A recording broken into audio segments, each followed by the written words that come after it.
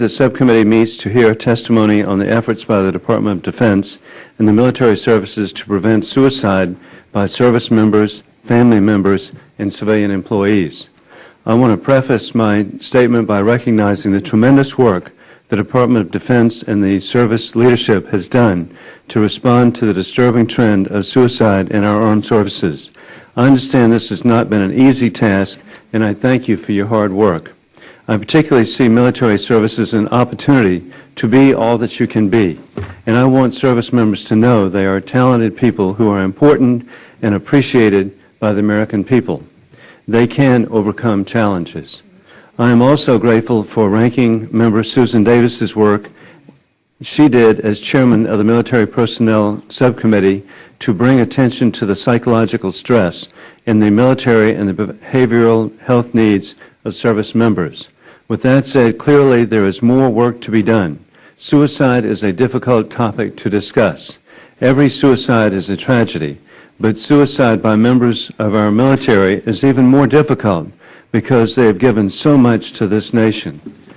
Ultimately, it is an individual decision to take one's own life, but we must make sure every opportunity to redirect or change that decision is available before it's too late.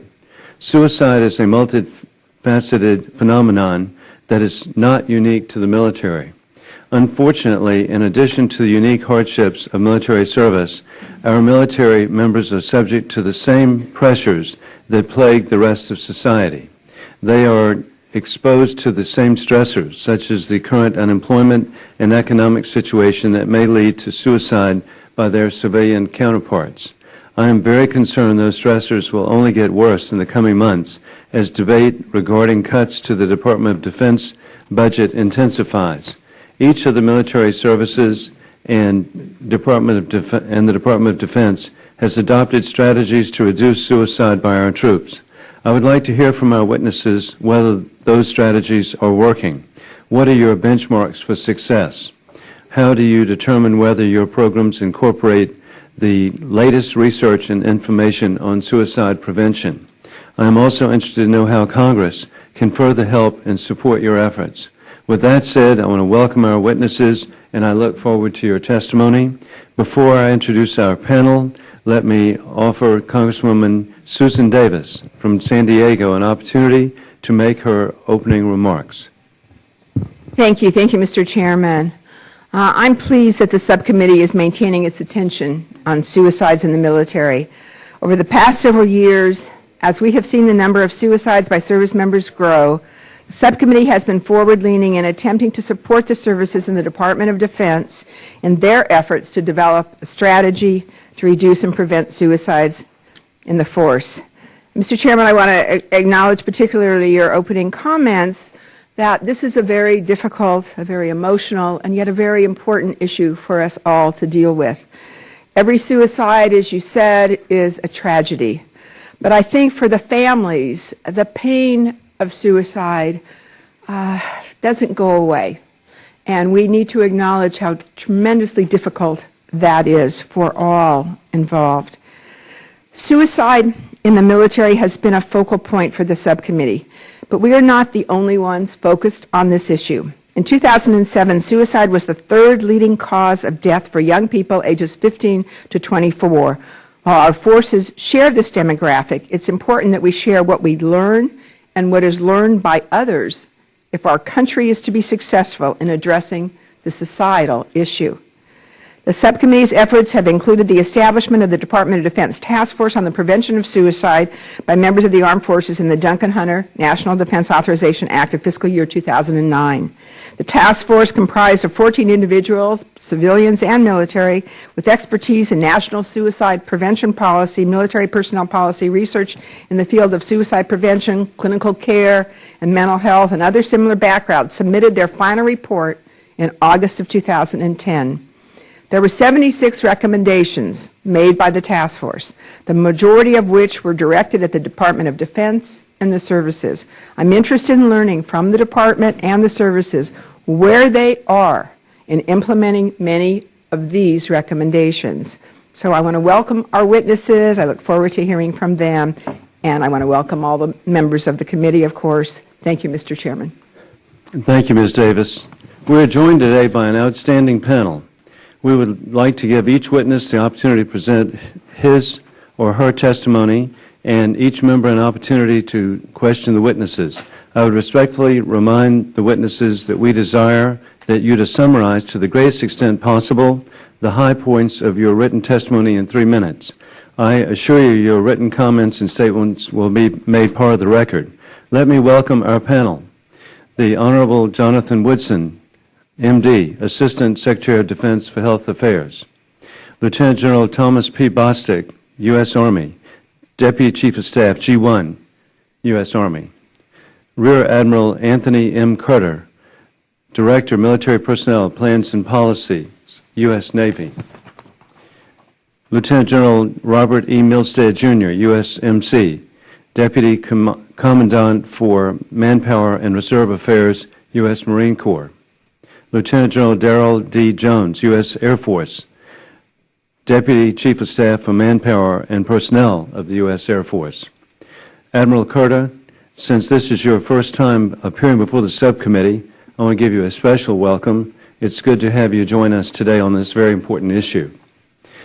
I now ask unanimous consent that Ms. Chu of California and other committee and non-committee members, if any, be allowed to participate in today's hearings after all subcommittee members have had an opportunity to ask questions. Is there any objection? Without objection, non-committee subcommittee members will be recognized at the appropriate time for 5 minutes. And we shall now proceed with Dr. Jonathan Woodson. Thank you, Mr. Chairman. Mr. Chairman, ranking members, Member Davis, distinguished members of the subcommittee, thank you for the opportunity to appear before you today to update you on the Department of Defense's ongoing efforts to prevent suicides in the armed forces. We all know the facts. The rate of suicide among members of the armed forces have steadily increased over the last 10 years. And after many years in which the rate of suicide among military members was below the rate of the civilian population, over the last 3 years we have seen suicide rates for service members approach the civilian sector experience. In fact, when updates to the civilian population rates are made available, we may even see that they exceed the adjusted civilian rates. The Department has invested tremendous resources to better understand how to identify those at risk of suicide, treat the at-risk individuals, and prevent suicide. We continue to seek the best minds from both within our ranks, from academia, other Federal health partners, and the private sector to further our understanding of this complex set of issues. One example of our research agenda is the Army Study to Assess Risk and Resilience in Service Members, or Army STARS program. This is the largest single epidemiologic research effort ever undertaken by the Army and is designed to examine mental health, psychological resilience, suicide risk, suicide-related behaviors, and suicide deaths. Renowned experts from the Uniformed Services University of the Health Sciences, the University of California, the University of Michigan, Harvard, and the National Institute of Mental Health are conducting a retrospective and prospective studies of approximately 90,000 active duty soldiers to evaluate the relationship between soldiers' characteristics and experiences to subsequent psychological health issues, suicidal behavior, and other relevant outcomes. We are working exceptionally closely with other colleagues across Federal government. With the Department of Veterans Affairs, we are developing shared clinical practice guidelines for providers in both organizations that use evidence-based guidelines for assessment and prevention of suicidal behavior. We are working with the Substance Abuse and Mental Health Services Administration and HHS to increase access to critical services for members of our Reserve and Guard communities. We continue to benefit from the addition of over 200 mental health professionals from the Public Health Service who are providing critical resource support in our medical facilities. And we have taken steps through our TRICARE network to also expand access to services in our civilian communities. Within the Department, we have amended medical doctrine and embedded our mental health professionals far forward in theater to provide care in the theater of operation. We have modified our electronic health record, ALTA, to securely share needed information on at-risk individuals so that the entire care team understands the diagnosis and treatment plan and can communicate more effectively. and we are standardizing the collection and analysis of suicide data to better inform our prevention strategies. As important as any step, we have also made great attempts to remove stigma from seeking mental health services, a stigma that is common throughout society and not just in the military. This is a long-term effort, but both senior officers and enlisted leaders are speaking out with a common message. We are encouraged by the increased willingness of service members to seek professional help when it is recommended, and we continue to emphasize this message through every communication vehicle at our disposal. Suicide prevention involves far more than medical intervention. The efforts I have discussed today represent the input and involvement of multidisciplinary organizations across the Department of Defense, led by the Deputy Assistant Secretary for Readiness. While we have made real progress, there is much to be done. We have identified risk factors for suicide and factors that appear to protect an individual from suicide. As you well understand, the interplay of these factors is very complex. Our efforts are focused on addressing solutions in a comprehensive and holistic manner. Mr. Chairman, members of the subcommittee, your interest in and support for our efforts has been invaluable. I thank you again for the opportunity to share with you the progress we have made in addressing this very difficult and heartbreaking matter, and I look forward to your questions. Thank you very much, Doctor. Next we have General Thomas Bostic. Chairman Wilson, Ranking Member Davis, distinguished members of the subcommittee, thank you for the opportunity to appear here today to provide the status of the United States Army's ongoing efforts to reduce the number of suicides across our force. On behalf of our Secretary, the Honorable John McHugh, and our Chief of Staff, General Ray Odierno, I would also like to take this opportunity to thank you for your continued strong support and demonstrated commitment to our soldiers, Army civilians, and their family members. Our nation has been at war for nearly 10 years. That has undeniably put a strain on the men and women serving in the United States Army and their families. Many individuals have deployed multiple times, and many have suffered the visible and the less visible wounds of war. This conflict continues to put a significant strain on our force. The most tragic indicator of this stress is the historically high number of suicides that we have experienced in recent years. We achieved modest success in reducing the number of suicides of soldiers serving on active duty this past year. We attribute this modest decrease in active duty suicides to the programs and policy changes that have been implemented since the establishment of the Health Promotion Risk Reduction Task Force and Council in March of 2009. Our research is showing that we are influencing soldiers serving on active duty and helping to mitigate the stressors affecting them. Conversely, it is much more difficult to do this for the reserve component soldiers not serving on active duty because they are often geographically removed from the support network provided by military installations. The challenge is that in many cases these soldiers have limited or reduced access to care and services, as well as the oversight of a full-time chain of command. Over the past year, our commitment to health promotion, risk reduction, and suicide prevention has changed Army policy, structure, and processes. We have implemented a multidisciplinary approach and a team effort by leaders and soldiers at all levels, together with the Department of Defense, Congress, civilian health care providers, research institutes, and care facilities, all to ensure that we are providing our soldiers with the most effective programs, treatment, and support.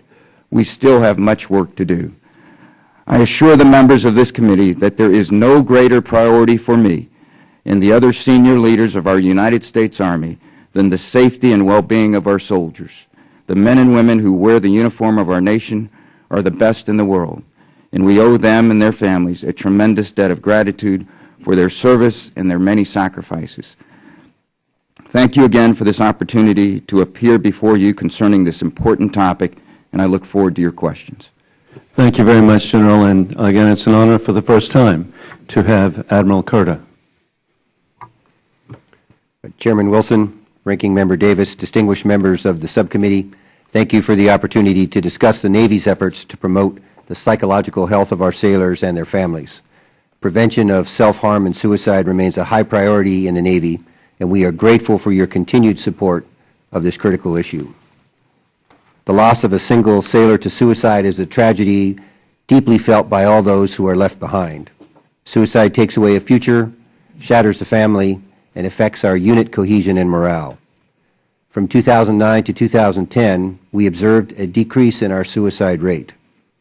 Regrettably, in 2011, we are seeing an increase over our rate from last year.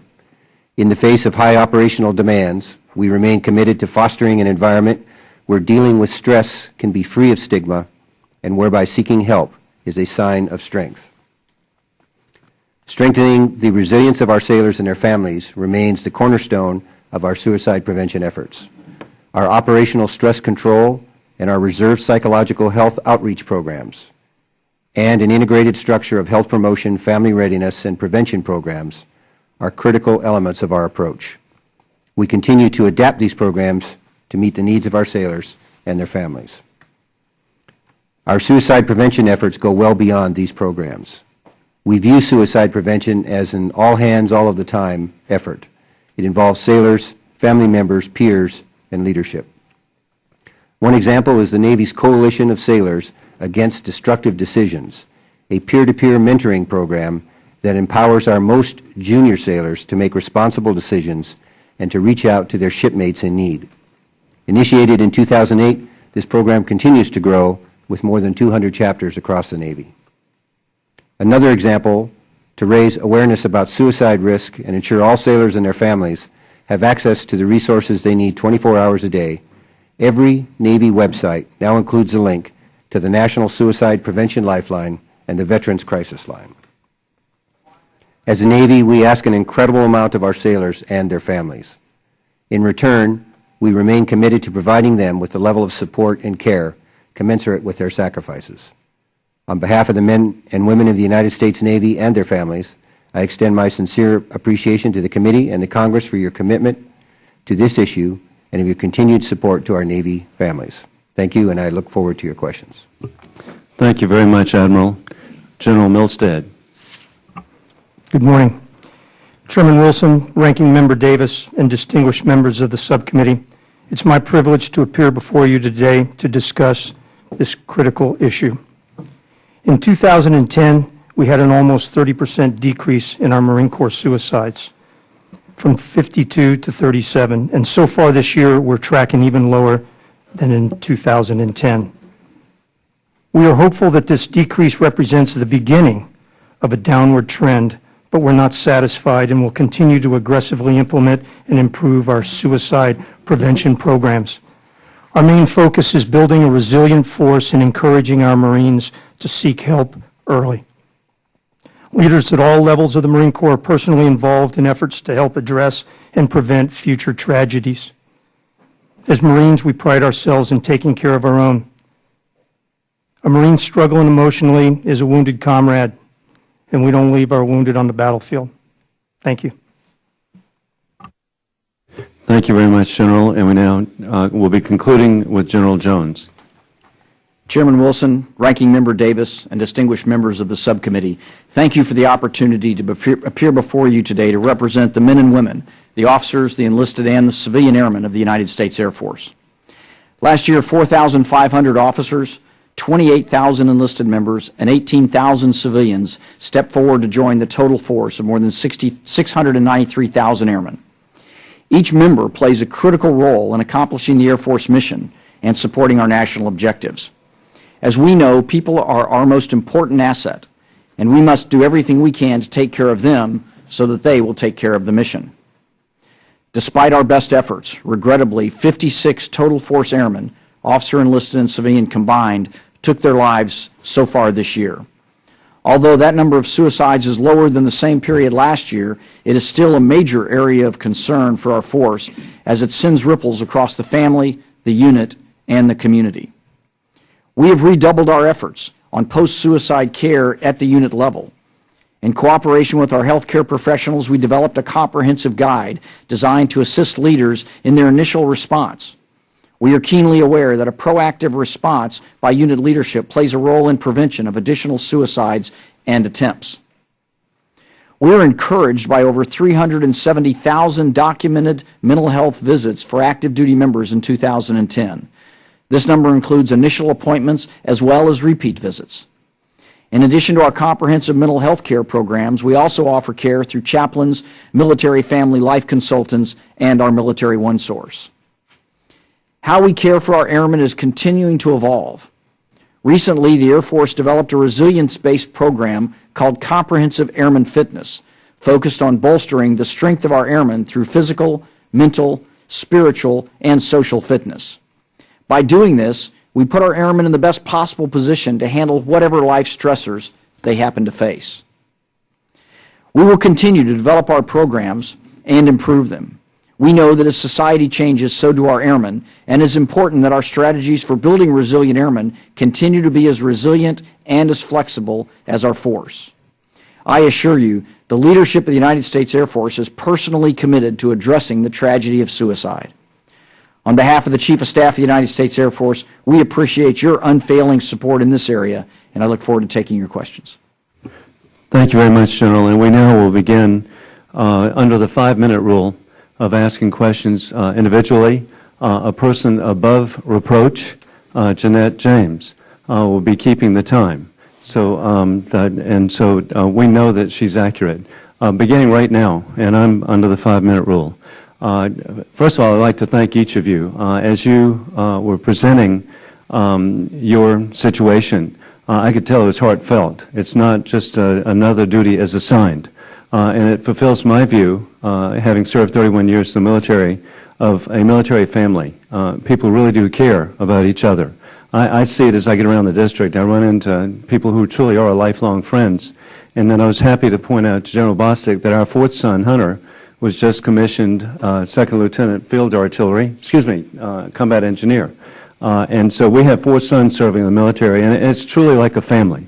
So I want to thank you for what you're doing. Particularly, General Milstead, I was impressed by the success of the Marine Corps. And beginning with you, which of your suicide prevention programs do you think are having the biggest impact on preventing suicides by members of the military, family members, and civilians? And beginning with you, and then each can join in. Yes, sir. First of all, we are so hesitant to use the word successful. We don't know what we don't know. We're still trying to connect the dots. After a disturbing increase in 08 and 09, as I mentioned last year, we did see a slight decrease. We remain, I would put it, cautiously optimistic. I would offer that it's really 3 things that jump right to mind. One is engaged leadership, especially at the NCO level. Our NCOs told us, give us this problem, and we're allowing them to deal with it to a great degree, and I think that's borne some fruit. I would also say our efforts in unit cohesion, which is part of our resiliency effort, the sense of belonging, especially we started out with unit cohesion being trying to ensure that we had the adequate, leaders to lead ratio prior to a deployment. And we quickly discovered that it was on the backside of that deployment where it was even more important, as we've come to call the dark side, for at least 90 days when a young Marine returns from a deployment and may have to dance with some dragons of things that he's seen. Our efforts in the resiliency, our 4 pillars of resiliency, the physical, things like diet, things, life skills, the psychological, the social, back to unit cohesion, belonging, that sense of belonging, being with the unit, and then the ever important, the spiritual. I mean, it's a holistic approach, how we look at this. And I'd just sum it up, as many have mentioned the word stigma, reducing stigma. Change the culture. It's okay. It's okay to hurt. It's okay to ask for help. It's okay to be less than 100%. And I would offer that's surmises where we're heading. Thank you very much. Would anyone else like to respond to which program that you have seen progress. Mr. Chairman, I would say I agree with my brother Marine Corps brethren there that talking about success with suicides, unless you have no suicides, is really not appropriate. This is a complex problem. It has no simple solutions. I think what our leadership has done, both at OSD and the Army, is to try to better understand the problem, and then to get the leadership involved at every level in what we learn from those conversations, what we learn from our monthly reviews of these suicides. And our Vice Chief of Staff, General Crowley, has led a 15-month study to really understand this, and published a book. And one of the things it talked about was the lost art of leadership, and the lack of, due to our rotation, due to the op-tempo of our force coming in and out of Iraq and Afghanistan, and not having the frontline leader able to help manage and work and understand the challenges of the individual soldier. So our main point is to reduce the stressors on these individuals, these soldiers, by increasing their resiliency, by ensuring that, as we talked about, we reduce the stigma and that we reduce high-risk behavior. But it's a complex issue, and we're tackling it on all fronts. Well, again, I appreciate all of your efforts, and you're making a difference. In accordance with the 5-minute rule, Congresswoman Susan Davis of San Diego. Thank you, Mr. Chairman. If I could go to you, Dr. Woodson, and ask in further detail, I think you certainly referenced some of this, but the Military Suicide Research Consortium has a number of proposals targeted at priority research areas. What do you believe we could really achieve in some of these research areas, and what do you think that they should be? Do you think they should be, or anybody on the panel, different from perhaps what you think they're looking at? Are we looking at the right things? Well, thank you for that question. And I think the first point to put out is that there is much that we don't know about suicide, factors that put individuals at risk and factors that are protective.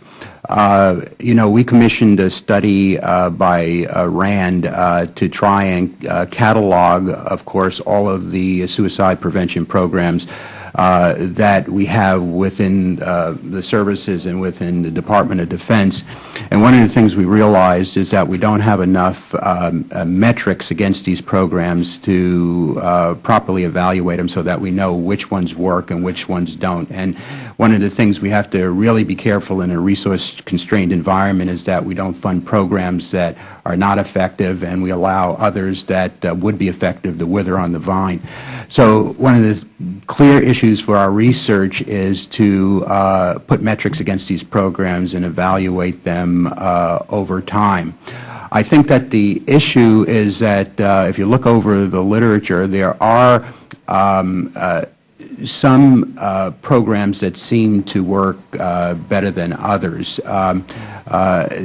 The Air Force has a program which has been evaluated, in which individuals which particularly have gotten into legal difficulty and taken into custody are at risk, and ensuring that they get properly evaluated for their suicide risk is very important.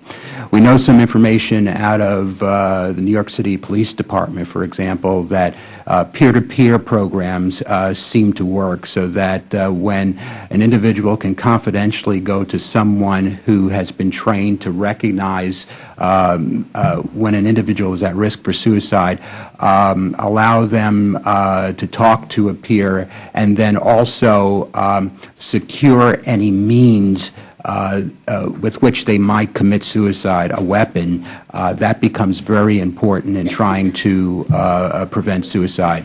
The other issue that we know about is that having access to mental health care, and more importantly, high-quality mental health care, by mental health professionals who understand how to evaluate for suicide risk and treat that appropriately also seems to be very important. So in summary, I think the issue is that we need to spend our research efforts intensively looking at the broad programs that are out there, making sure that they have metrics so that we can define what success looks like. As you mentioned that in the metrics, and perhaps others can weigh in on this, how do we really assess the climate for people seeking help within their environment?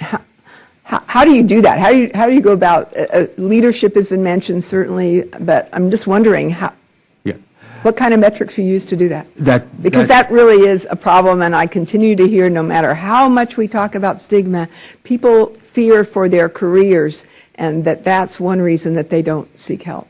That's an excellent question, and we have some indirect indicators that we're getting at that issue by the number of behavioral health referrals that have gone up, the numbers of individuals who have actually sought care, and we've seen a tremendous increase. Now, the good news is that, in some sense, we see the numbers plateauing, so that what we're thinking is that we have enough capacity, but we've seen a dramatic increase in the number of referrals and people seeking care. So if that's an indirect indicator that people are reaching out, that's appropriate.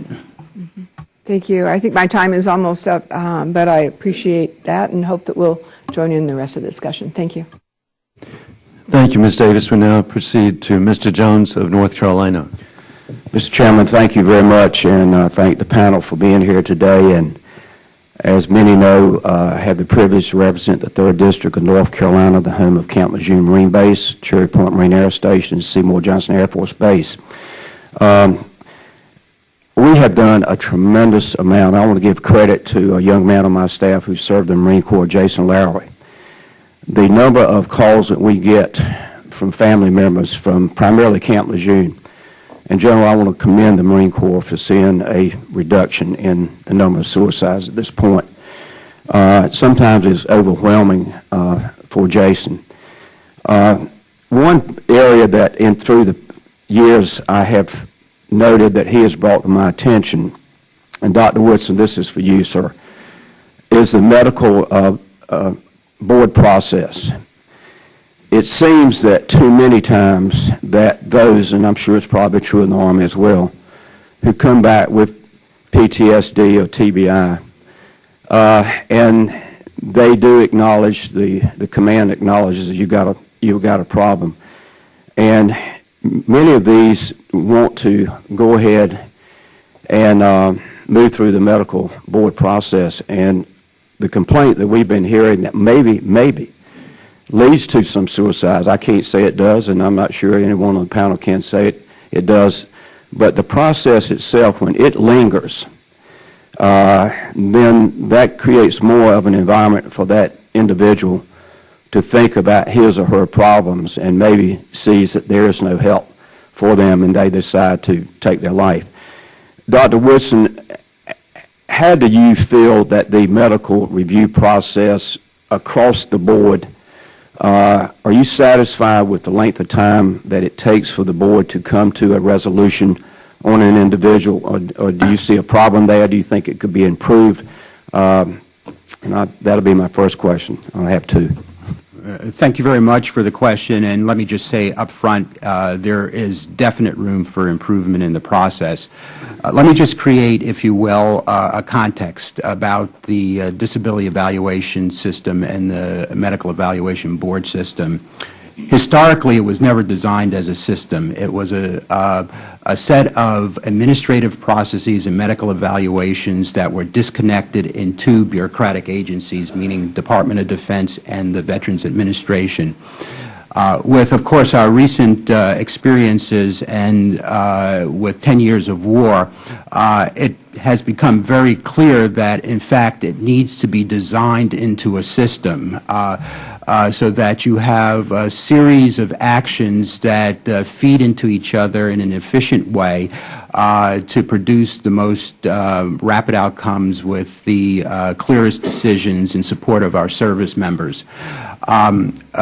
what we have found is that there is room for improvement in the efficiency of the medical evaluations and in the administrative process, and we have made significant strides to coordinate the Department of Defense evaluation and adjudication with the Veterans Administration process to shorten the entire process. But there is more work to be done. I just wanted to address for a second the first part of your question, which has to do with the impact of mental health issues in this population. Many service members come into the medical evaluation process obviously for physical injury, but a substantial number of them have a comorbid issue that relates to behavioral health and mental health, PTSD.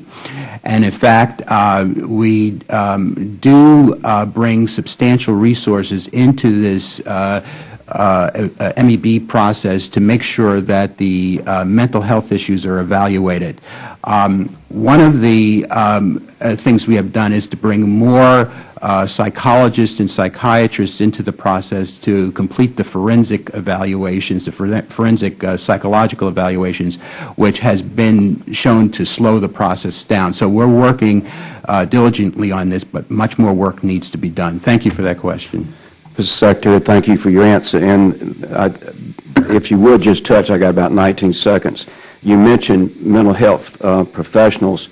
Are the numbers status current, or they're going up, or more and more professionals coming into the military? Again, thanks for that question, because it allows me to highlight 2 points. One, we've done, I think, a very good job of bringing more behavioral health and mental health specialists, and we're really tracking in the high 90s to almost 100% when you look at the global numbers, and we can provide for record, if you wish, the breakdown of these individuals. But the important issue for committee members to recognize is that not every behavioral health specialist is the same, that we have different levels of competencies from psychiatrists, psychologists, social work, mental health nurses, nurse practitioners. And really, the job for us, the challenge for us, is using all of those professionals appropriately.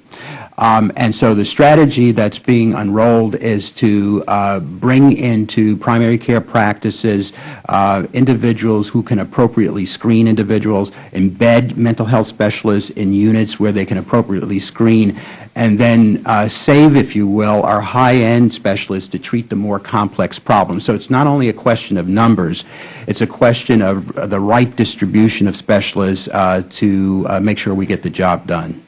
Thank you, Chairman. Thank you, Mr. Jones. We now proceed to Mr. Lobsack of Iowa.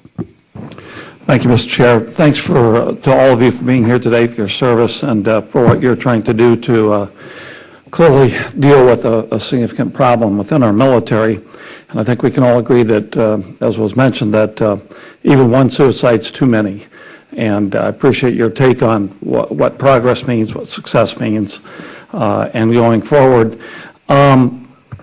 As was mentioned, I think everybody here is all too aware that it's not just the active duty folks that we have to be concerned about, but it's the reserve components as well.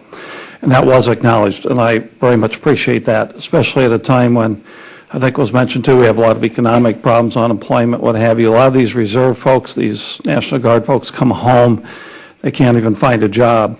Maybe their spouse has been put out of work. They have a lot of family issues.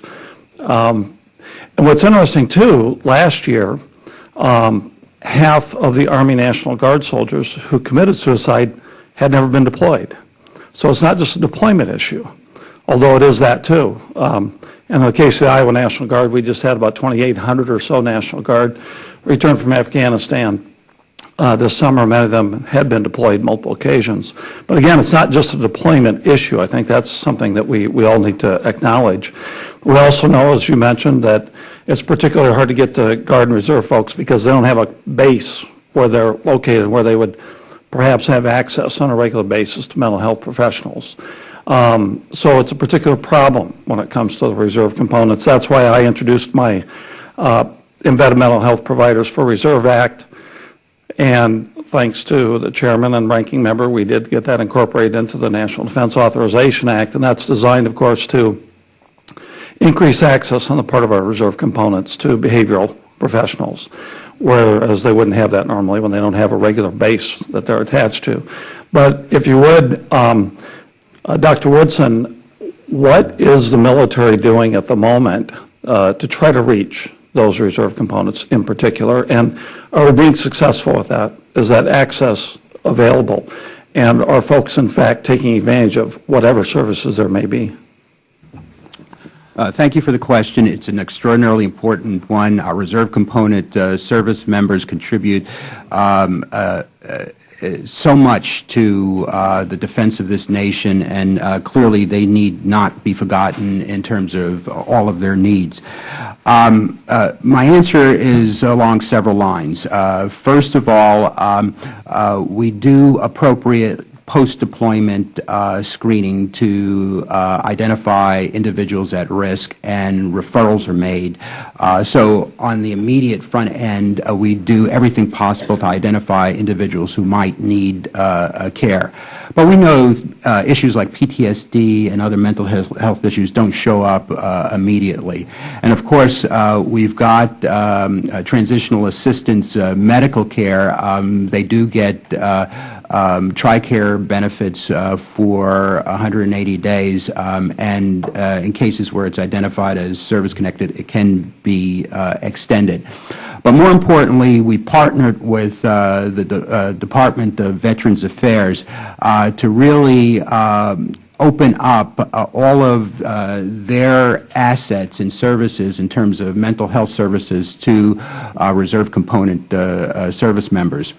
Also established is that within the 54 states and territories are state behavioral health counselors whose sole job it is to coordinate care for reserve component service members and allow them to get access to care and to be, if you will, staff counselors to commanders to ensure that they have the appropriate programs and access to care.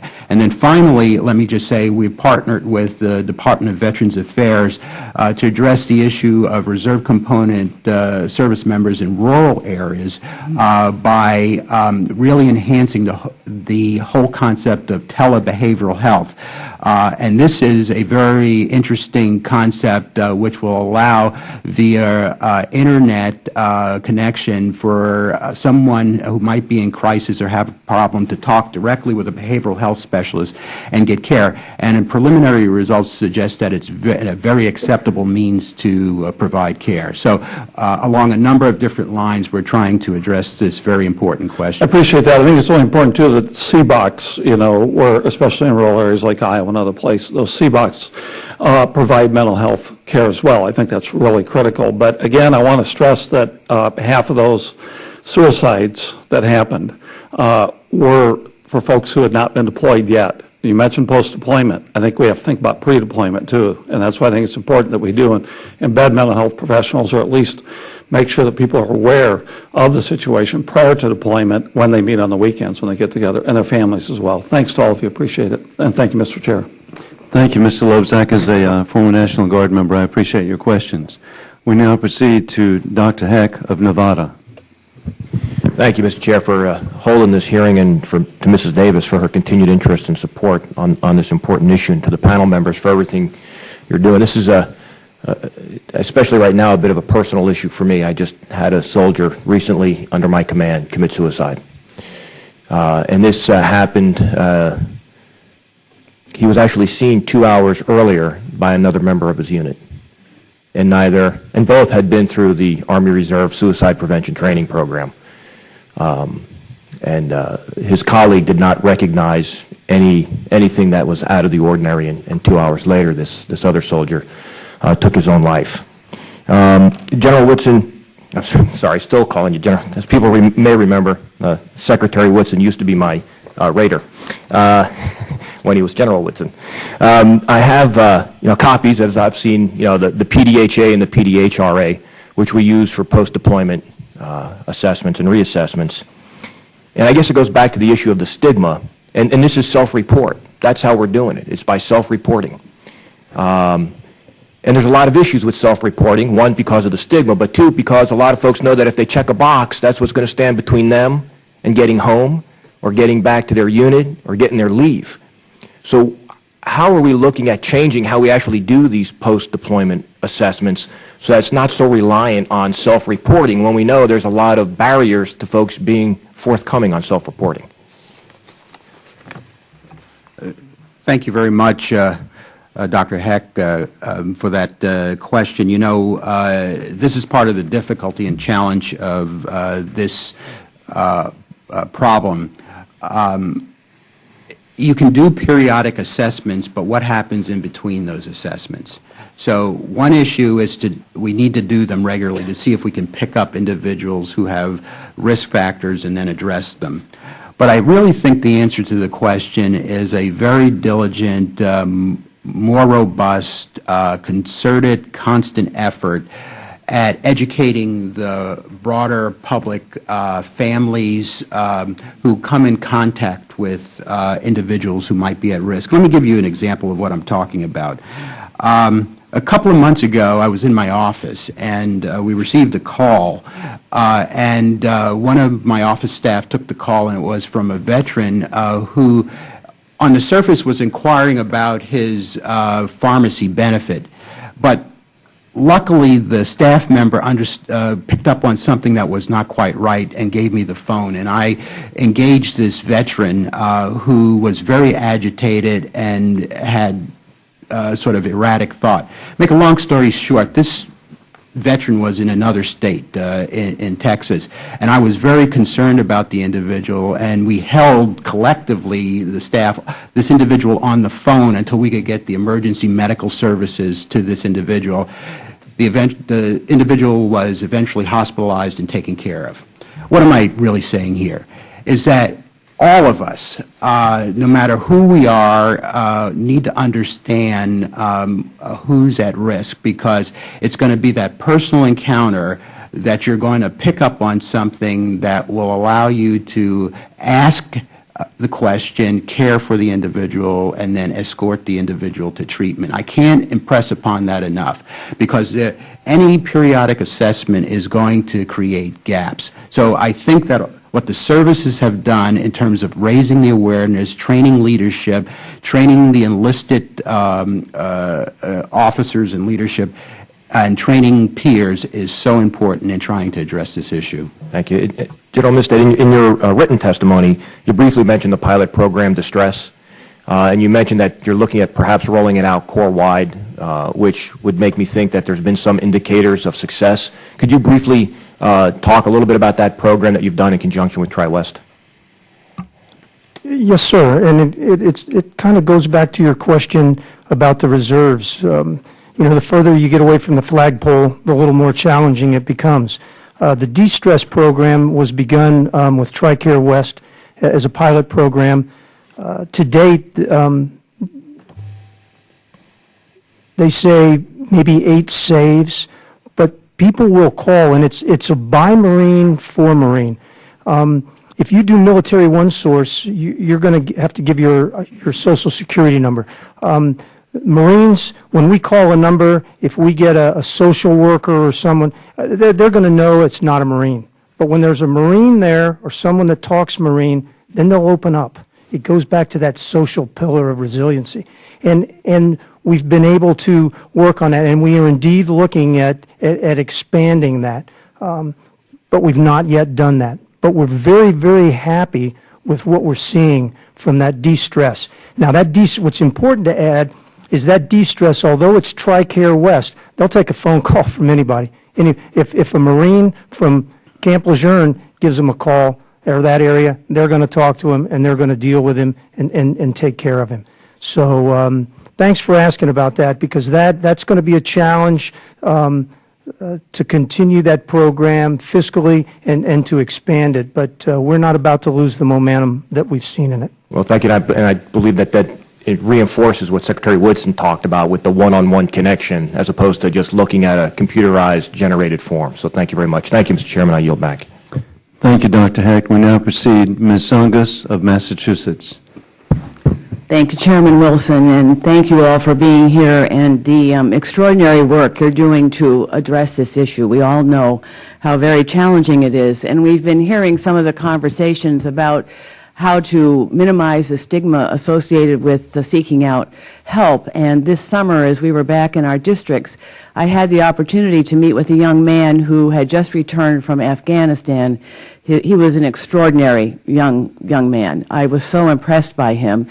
And his task had been to be the driver in the lead of the convoy whose job it was to go out and find IEDs. And so as he had come back, he recognized he needed to get some help, that he was suffering from post-traumatic stress disorder, and he alluded to it. He said, you know, I know there's sort of still a stigma associated with it, but he recognized that he really did need to get some help. And just a quick story he told me was that because in that role he played, his task was to drive very, very slowly. And as he was back in the civilian world, out driving his family's car, he was stopped by a police officer, not because he was driving too fast, but because he was driving too slow. So it does take time for our young troops to come back and reintegrate and sort of absorb the fact that they're now in a very different environment. And I appreciate all the work that you're doing to help them in that transition and to hopefully transition to a very safe place for them and for their families. But I wanted to ask a slightly different question. Secretary Woodson, in your written testimony, you've spoken about the importance of data collection through the Department of Defense Suicide Event Report system, and how that data collection system helps the DoD target prevention strategies. And we've heard questions around just how important it is that we have real facts to sort of assess the work that you all are doing. But is the DoD currently collecting data on suicides among female service members? If it is, what is the findings? And is the DoD currently looking at a causal relationship between military sexual trauma and suicide? Because we do know, and it's another issue that this committee has had to deal with, the extraordinary prevalence of military sexual trauma. A study conducted by a researcher at Portland State University that was published in December 2010 found that female veterans, age 18 to 34, are 3 times as likely as their civilian peers to die by suicide. And we have anecdotal evidence of a number of suicide attempts that are related to military sexual trauma. As we are too painfully aware, and as we often discuss here, as many as 1 in 3 women leaving military service report that they have experienced some form of military sexual trauma. In the civilian world, victims of sexual assault are 4 times as likely to contemplate suicide than people who have not experienced this kind of trauma. So again, my question in the context of data collection, are you looking at the prevalence of suicide among female veterans for service members and any causal relationship between being a survivor of military sexual trauma and suicide? Thank you for that important question. And the answer is yes. We would hope as the database matures that we will be able to dissect out a number of different demographics and subgroups. As you know, there's a separate effort to look at the whole strategy about sexual assaults in the military. We do know that mental health problems arise at a much higher frequency in individuals who have experienced sexual abuse or sexual assault.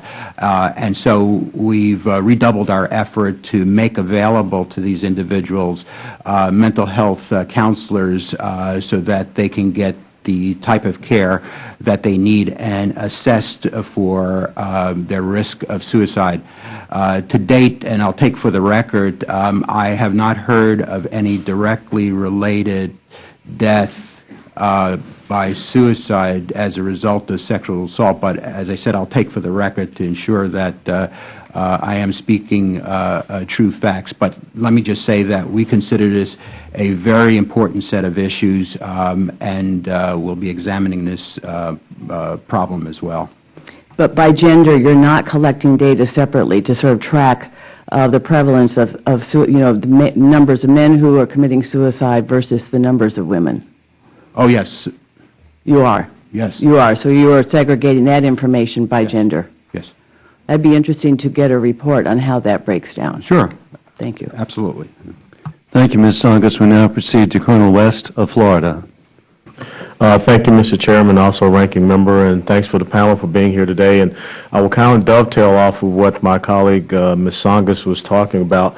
I'd like to look at, some trend analysis here, because as we sit down and look at some of these years, it seems that 2009, 2010, we definitely saw a little bit of a spike. So my first question would be, did we go back and maybe look at those years and maybe do an overlay with some previous combat operations, being World War II, Korea, Vietnam, to look and see if there's some type of trends, some type of cultural, generational things that we can learn, lessons learned from there?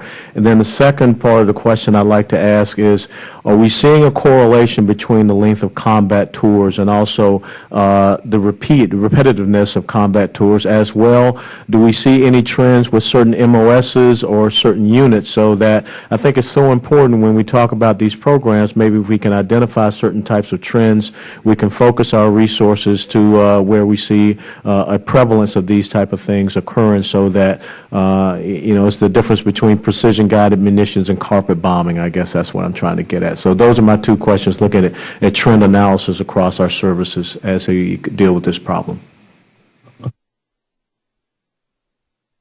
Since you used an Air Force analogy, sir, I'll jump in with that one.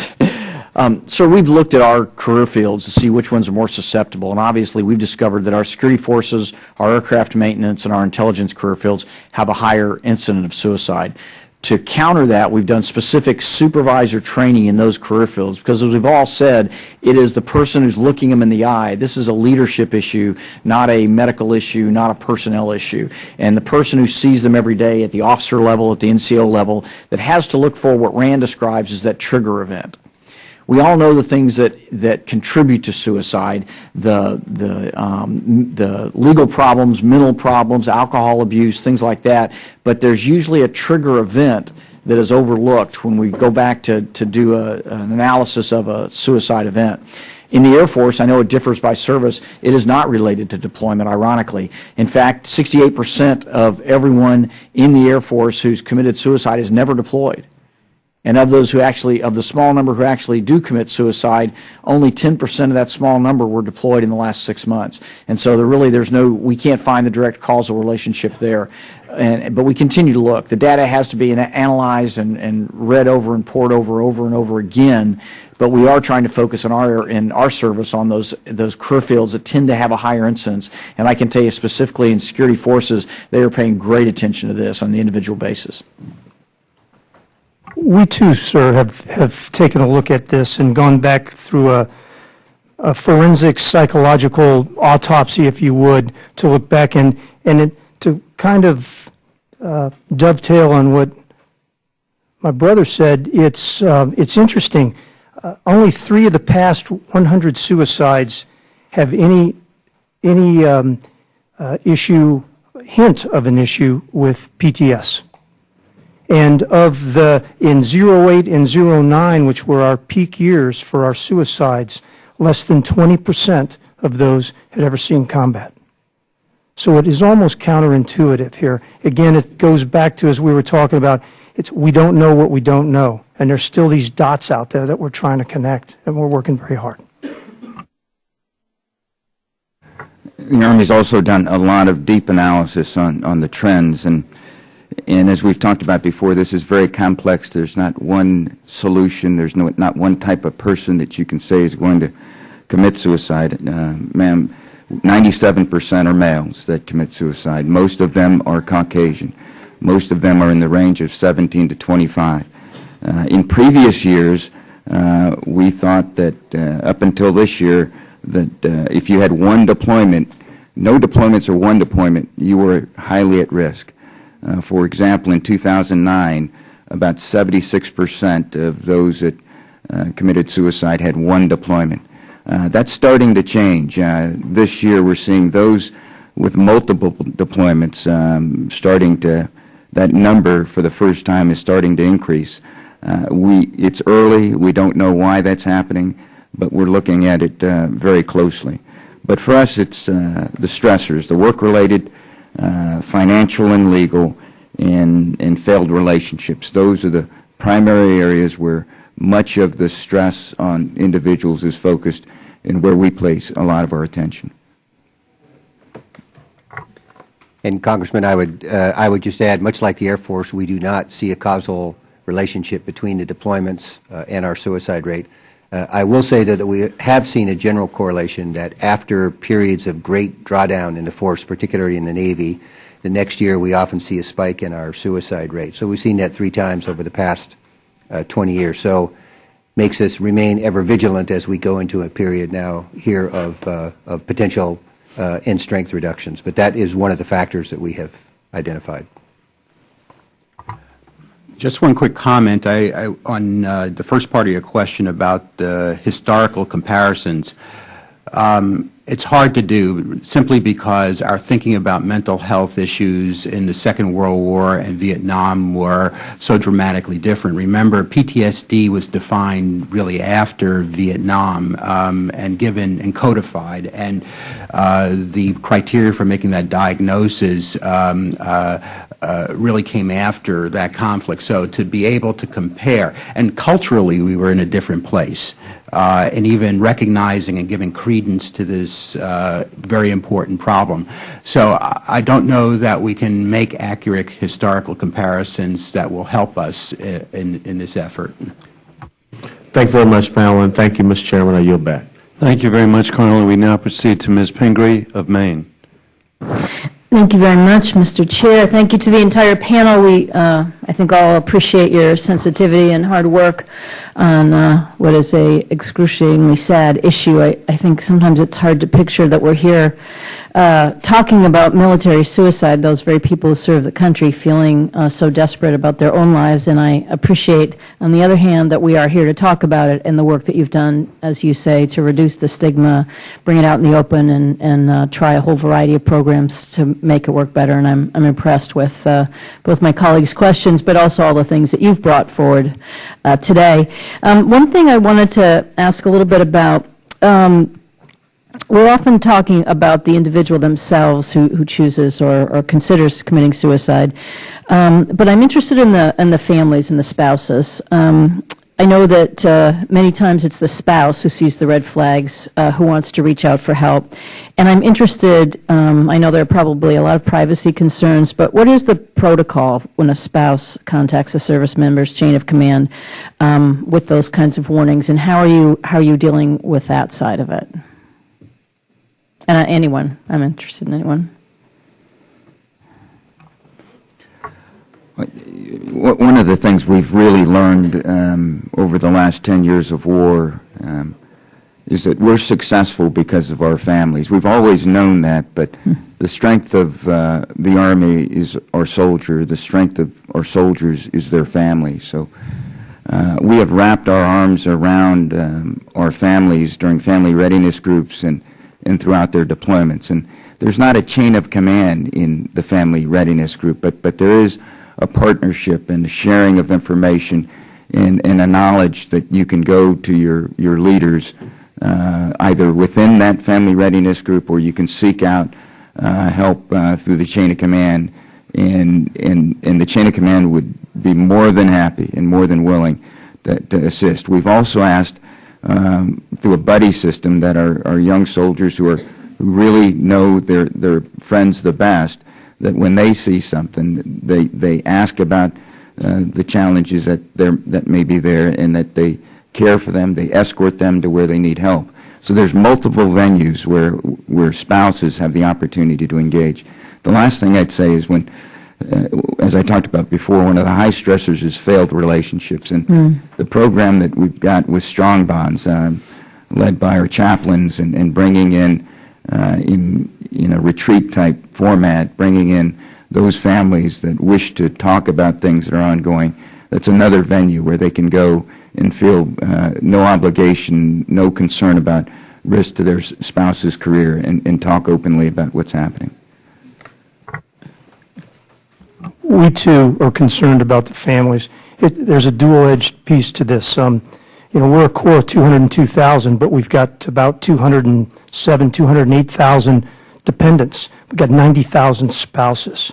So what do we do for the spouses? It's more than just how does the spouse recognize something with her husband or his wife and report it to the chain of command, but what about that spouse that's bearing some of that burden of multiple deployments? So we too are looking at this. We're expanding programs, and the family readiness is the centerpiece of our efforts at this time. I appreciate your question, and I'm going to take a little bit of a different spin because my colleagues have so directly addressed the issue of the spouse recognizing symptoms in the service member. But as was just said, there's an important issue in terms of the stress of the family, and we understand that there's increased stress in the spouses and children. What I would like to say is that we've recognized this and that we have enhanced the ability for spouses to get mental health care and counseling, as well as children to get mental health care and counseling. Now, one of the challenges in society is, in particular, finding enough pediatric mental health counselors, but we've expended every effort to ensure that the network has those available for children as well. Well, thank you for your answers. I do think, I appreciate that you're looking at it from this side. We certainly hear about that spouses and families are an important place for early warning. And also reducing the stigma with families, which I think you're talking about, making it possible for them to talk about, it is also critically important. I've run out of time, so I will end. But thank you, Mr. Chair, and thank you to the panel. Thank you, Ms. Pingree. We now proceed to Mr. Kaufman of Colorado. Thank you, Mr. Chairman. Let me go over a number of points, and if somebody could address them when I raise a question. First of all, I think that suicide in the military is a failure of small unit leaders, really at the non-commissioned officer level.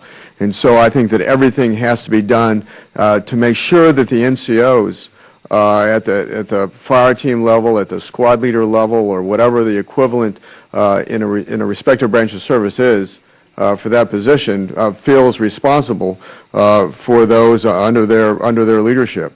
I think, secondly, I think it's important that we preserve deployments as units and never revert back to individuals being deployed, as was done in Vietnam, where I don't think you develop that unit cohesion, and I think unit cohesion is essential to reducing suicides. I think that what the military has done in terms of decompression from members who have been deployed before they return home to their families or before they revert to a reserve status, again united with their families, I think is very important, and I think we've gone a long ways in doing that. I want to encourage that. I was in Marine Corps Light Armored Reconnaissance in the first Gulf War. A lot of stress in the build-up to the ground war. In anticipating casualties at a level that did not occur, fortunately. But strong interdependent bond are built, certainly in ground combat units, and I suspect in other components as well. And then all of a sudden, I was released back as a civilian, and so it took 72 hours, literally, to process this out. Once I hit the ground in North Carolina, to being home in Colorado was about 72 hours. And that's way too fast, and I think that we know better in terms of doing that now. I understand that the United States Army has gone forward with some innovative programs in terms of having collateral assignments. I think even down to the small unit level of folks that are trained in terms of stress management, if I understand that correctly. And I'd like to know if the Marine Corps, in terms of its ground combat units, has done the same. If you could comment on that. Post-traumatic stress disorder, we've got to elevate it to the status of a wound, and we don't. In any other wound, we require treatment. before, and we do everything we can to mitigate that wound before we release that individual. And we need to, and we don't do that in post-traumatic stress disorder, is my understanding. We need to do that, and I'd love to have somebody comment on that. I think that having also served in Iraq with the United States Marine Corps in 2005, 2006, when I look back between the first Gulf War and the Iraq War, I think a big difference is in the Iraq War, you could go out on patrol in the day, come back to whether it's a forward operating base or a major base camp, and have access to electronic communications in real time with your family. And I think in the first Gulf War, we just checked out. I think people that went to Vietnam checked out. They didn't have that access. And so they departed the pattern, went off to war, only communicated by snail mail. But I think the notion of communications in real time is a stressor in and of itself. I mean, obviously we want that to occur, but now they're dealing with problems at home, and they're dealing with the problems of being in a combat environment. And I think the confluence of those things is tough on people. And so I've raised some issues and some questions, and take it away. Well, I'll answer the first one, Congressman. We do have an embedded program. We're very proud of it. It's called OSCAR, and this is our Operational Stress Control and Readiness Program. And we have 3 tiers to this OSCAR. The first are the providers. These are the mental health care specialists, and we have them at the division and down at the regimental level. Then our next one is we have what we call the extenders, and these are corpsmen and other professional health care, as well as our chaplains, and they receive some training. And then we have what we call the mentors, and we have approximately 75 mentors per unit, and this is battalion level, battalion, squadron level, but right now it's focused on the battalions. And so we've embedded this in these forward units that are forward deployed so that they can ask for help and so that they can receive that quick referral while they're forward deployed and still dancing with the dragon, if you will. Your other point about NCO leadership, I think you're spot on. And that's why we did our Never Leave a Marine Behind program. We began our peer-to-peer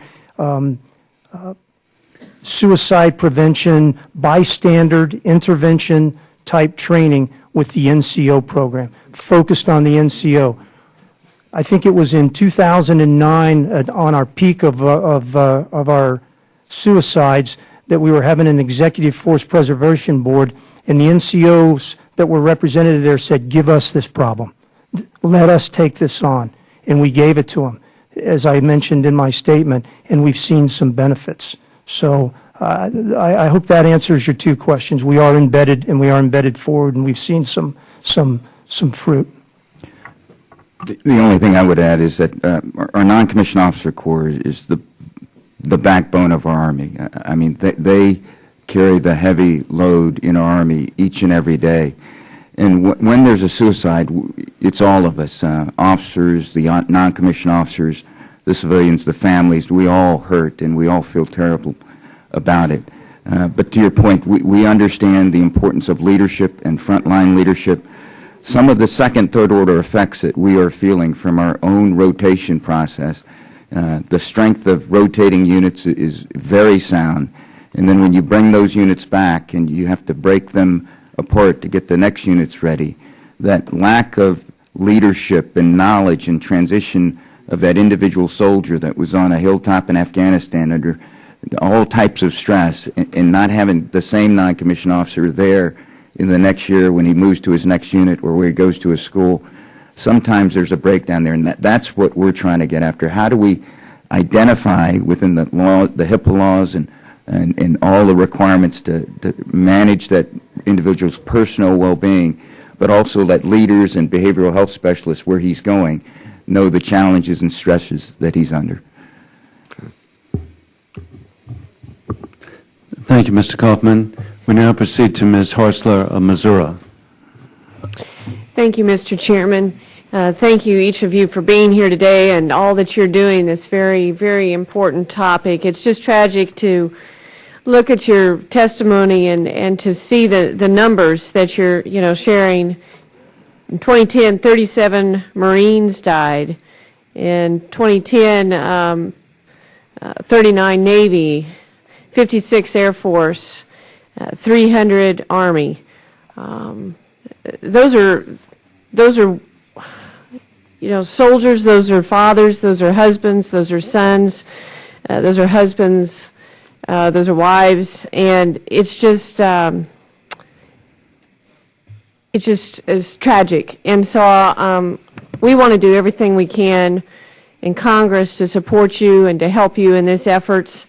And I know that you've got a lot of prevention efforts that you're trying to do, and I wondered what processes are in place to evaluate the success of the prevention programs that you have tried to implement, and have you done away with some that you found, well, they're not successful? How are you moving forward with some others that are more successful? What is working and what isn't, and what evaluation processes are in place with the programs that you're attempting to do? I'll take on a couple of those. First, the answer to your question, it's very, very difficult to assess the effectiveness of the programs. I think some are very early, some we're still in the progress of piloting, and because it's not one solution fits all, we really need to come at this at multiple levels from multiple directions. It is very, very complex. Let me take an area, alcohol and substance abuse, which sometimes is involved in some of the suicides. And what we've done there is to make sure that we've got a solid alcohol substance abuse program, that we also have a confidential alcohol treatment education program. What we found is if you have an alcohol problem, you probably don't want to run to your squad leader and tell him about it. So we've tried in 3 locations, and now we've piloted in 6 locations where you can come in and confidentially say, I have an issue with alcohol and I would like some help. And we work with those individuals. We believe that we've got to continue to work these programs and over time decide which ones are working and which ones are not. We're finding some great success in the virtual world with telebehavioral health, as Dr. Woodson said, and virtual behavioral health, where we're able to allow the individual to talk virtually to some of these our behavioral health specialists and have the privacy, but get the care that they need. But the bottom line is these are complex problems. There's no simple solution, and we need to move on a broad front to try to tackle these. Go ahead. I would echo that. We've integrated our behavioral health efforts. We've put our combat operational stress. To go back to your question, ma'am, our sexual assault prevention and response is now a part of that. We've wrapped in the substance abuse. Many times we see that there are multiple of these involved in this complex issue. And so we've wrapped them in and put them under an umbrella of our integrated behavioral health. Again, it is an extremely complex issue, and we have to continue to kick over rocks and look at successes or where we've done better and where we haven't done better, and continue to morph this program. And even when you do get to 0 attempts and 0 suicides, there's still, you got to keep going, because it's now you're into the maintaining. Right. Just very quickly, I was wondering, with the families and the stresses that they're undergoing, are there any statistics on suicides within the military family community? So we have very little data on that, and part of the issue is that the family members are not subject to the same scrutiny that the service members are, and we're looking for ways to sensitively, in a sensitive way, get at that so that we can provide assistance. But it's different. They have other rights and protections that we need to be aware of. Thank you for all your efforts. Thank you, Mr. Chairman. Thank you, Ms. Hortzler. And at this time, I'm going to be turning the gavel over to Mr. Kaufman As I leave, I want to thank the panel. I want to thank the subcommittee members. They have all been so dedicated on this issue, particularly Ms. Davis. And I know that we've also been very appreciative of DOD and VA personnel for what they've done. Volunteer organizations in my home community is Hidden Wounds, established by Anna Bigham in memory of her daughter, her brother, Lance Corporal Mills Bigham, who passed away. So we've seen what can be done. I'm departing to go to the funeral at Arlington of Colonel Charles P. Murray, Jr., a recipient of the Medal of Honor, a great American hero of World War II, Korea, Vietnam. Now proceed to Mr. Kaufman, who will recognize Mr. Scott.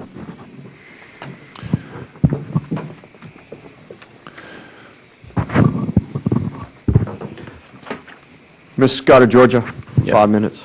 Thank you, Mr. Chairman. Gentlemen, most of my questions have been answered. I again want to thank you for the work you've done here.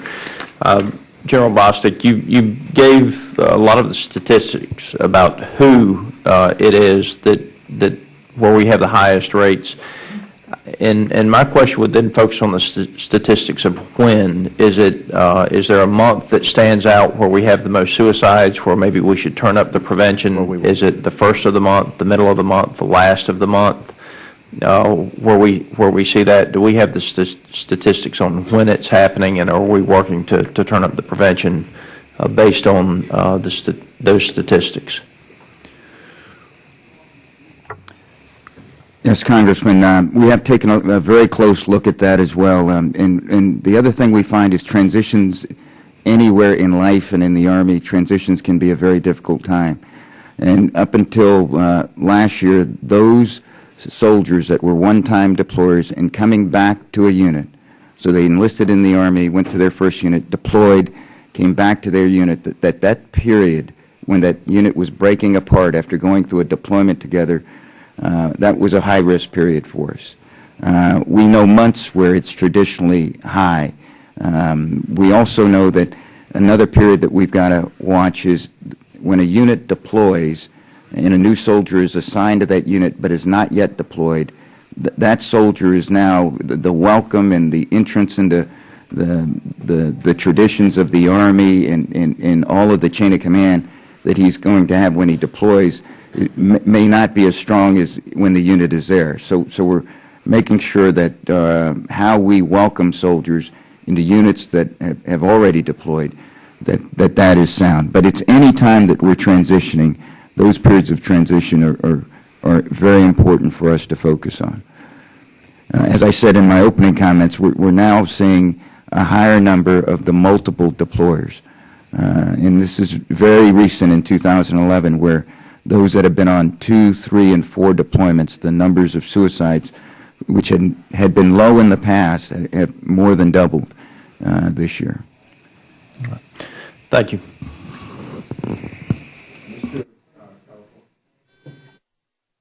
Ms. Chu of California for 5 minutes. Thank you. I want to tell you about something that happened in April of this year. Lance Corporal Harry Liu was moved to a unit in his first tour in Afghanistan and sent to Helmand Province. 11 days after transfer, he was found asleep on watch. It had happened before in those 11 days, and his fellow Marines believed he let them down and they let him know it. At 11:30 p.m., the sergeant called for peers to correct peers. At 12:01 a.m., Lance Corporal Liu was beaten, berated, and forced to perform rigorous exercise. He was forced to do push-ups and leg lifts wearing full body armor, and sand was poured in his mouth. He was forced to dig a hole for hours. He was kicked, punched, and stomped on, and it did not stop until 3:20 a.m. At 3:43 a.m., Lance Corporal Liu climbed into the foxhole that he just dug and shot himself and committed suicide. Lance Corporal Liu was my nephew. He was 21 years old, and he was looking forward to returning home after 3 months. He was a very popular and outgoing young man, known for joking and smiling and breakdancing. But he wasn't the only soldier that this happened to. And in fact, in June, Stars and Stripes shared the story of Army Specialist Broshan Anderson, who was severely hazed and mistreated by his superior officers on a remote base in Iraq. They said that he was dirty, that he performed poorly, and they made him wear a plastic trash bag and made him perform physical exercise on in his body armor over and over again, and made him build a sandbag wall that served no military purpose. In 2009, Army soldier Kiefer Wilhelm shot himself in a portable toilet after being accused of being overweight and forced to perform excessive physical exercise while his superiors showered him with verbal abuse. Your data shows that 40% of the individuals who committed suicide last year were involved in a legal or disciplinary problem in the year before they died. I would like to know, for each service, is hazing expressly prohibited under your regulations? How are you actually preventing suicide from hazing? And in each of these cases, superior officers were involved. What are you doing to actually enforce the regulations pertaining to hazing with superior officers? Yes, ma'am. This is unfortunate. Hazing, to use the term that you've used, is inconsistent with the Marine Corps core values. It is expressly prohibited, and by regulation. And when found, it is investigated, and where substantiated, it will be dealt with appropriately. We don't condone hazing in the United States Marine Corps. Dr. Woodson, what is actually being done about the hazing? Well, first of all, I would like to know whether, for each service, whether you know hazing is expressly prohibited and what is actually being done about it. I can say for the Army, hazing is specifically prohibited. It's written clearly in our regulations that it is prohibited. And if it occurs, then we take the appropriate actions based on investigations that we hold commanders accountable for executing. But we expect soldiers to treat each other with dignity and respect and adhere to the Army values, and that's the bottom line. And if they don't, then we will investigate and take appropriate actions. And Congresswoman, for the Navy, as with the other services, hazing is not consistent with our core values and is definitely expressly prohibited. And again, like the other services, when actions of hazing are come to light, we take very strong and proactive action to bring all of those involved to justice.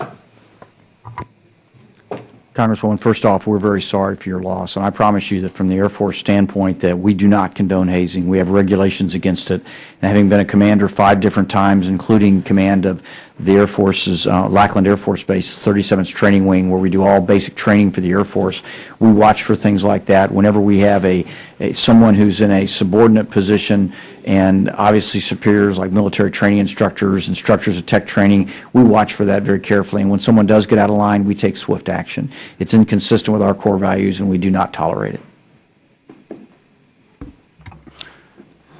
I, too, want to express great sorrow for your loss and state affirmatively that hazing is inconsistent with Department of Defense policy.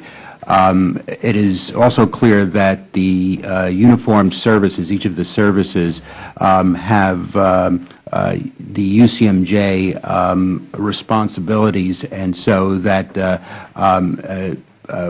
we want to ensure that we enforce the policies of carrying out the appropriate investigations, but it's each of the services' responsibilities to conduct those investigations and apply UCMJ as appropriate.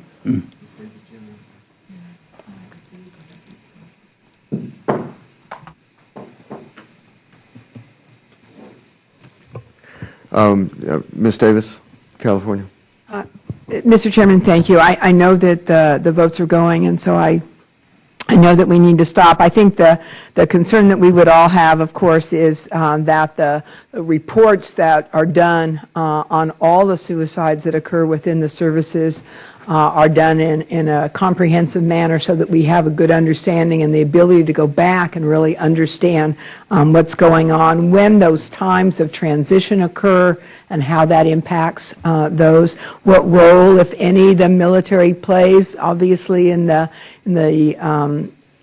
tragic story that my colleague has shared, and that we're certain that everything is done as properly and the investigations go forward. So I think that this is certainly a difficult topic, as we all talked about. I had a few more questions, but I know that we will be back again. And I just want to thank you all, as I know my colleagues have all done, because as we began over the last number of years in first Iraq and Afghanistan, we know that this issue has escalated and is difficult. It involves families, great sacrifices on the part of those families, and we want to be certain that we're doing all within our power, I think, to understand it as best we can and make certain, as has been stated, that we're down to zero.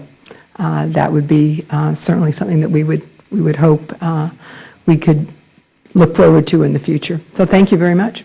I appreciate it. Secretary Whitson, I'm wondering if there's one question you could get back to me on the record with on a related behavioral health issue, and that is on post-traumatic stress disorder. And it's my understanding that when someone is self-reports post-traumatic stress disorder and they're placed in a warrior transition unit for potential out-processing, that there is no mandatory requirement for treatment. And I'm wondering if you could confirm that back to the committee in writing, that again, that I believe we ought to elevate post-traumatic stress disorder up to a wound, and that we ought to make every effort to treat folks before they're released from active duty. Yes, sir. Thank you, and committee is adjourned.